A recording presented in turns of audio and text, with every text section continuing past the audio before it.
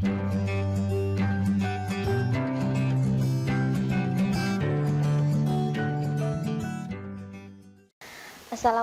warahmatullahi wabarakatuh. Perkenalkan, nama saya Ai Rohmah. Di sini saya akan membawakan materi kelas 7 bab 13, hidup jadi lebih damai dengan ikhlas, sabar, dan pemaaf.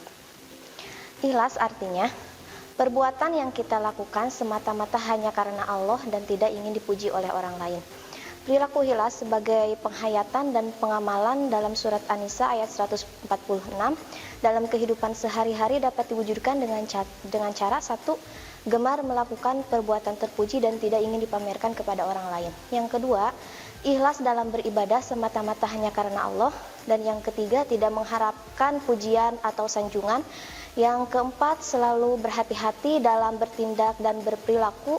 Yang kelima, tidak pernah membedakan antara amal besar dan amal kecil.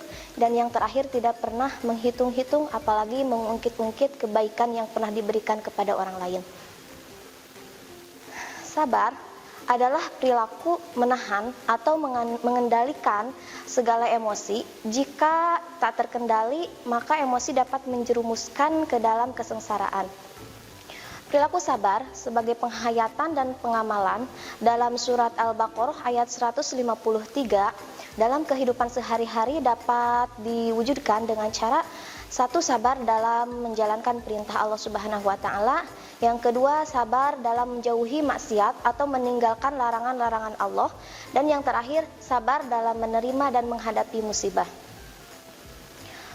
Selanjutnya adalah pemaaf. Pemaaf artinya memberi maaf kepada orang yang telah menyakiti atau menzolimi.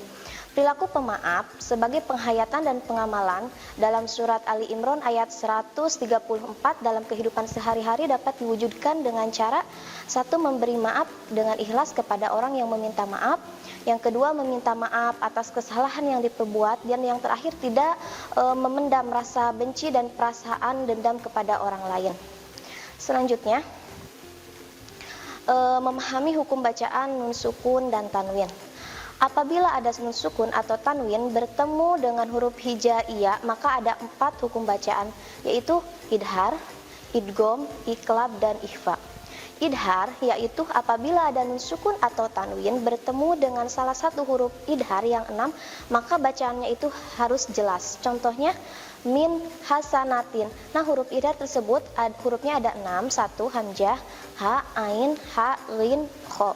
Dan yang kedua ada idgham. Idgham yaitu apabila ada nun sukun atau tanwin bertemu dengan salah satu huruf idgham yang 6 itu, maka bacaannya itu harus dilebur atau masuk ke huruf-huruf tersebut. Contohnya may yaqulu. Dan yang ketiga adalah iqlab, yaitu apabila ada nun sukun atau tanwin bertemu dengan huruf iqlab yang 1 yaitu ba, maka bacaannya itu harus beralih menjadi mim. Contohnya mim ba'di. Dan yang keempat adalah ikhfa, yaitu apabila ada nun sukun bertemu dengan huruf ikhfa yang 15, maka bacaannya itu harus samar. Contohnya min anfusikum. Selanjutnya, hukum bacaan mim sukun. Jika terdapat mim sukun bertemu dengan huruf hijaiyah, maka hukum bacaannya itu ada 3. Yang pertama ikhfa safawi, yang kedua idgham mimi atau mislen, yang ketiga adalah idhar safawi. Ikhfa safawi, suatu lafaz mengandung bacaan ikhfa safawi apabila terdapat mim sukun bertemu dengan huruf ba. Contohnya walladzina hum biayati.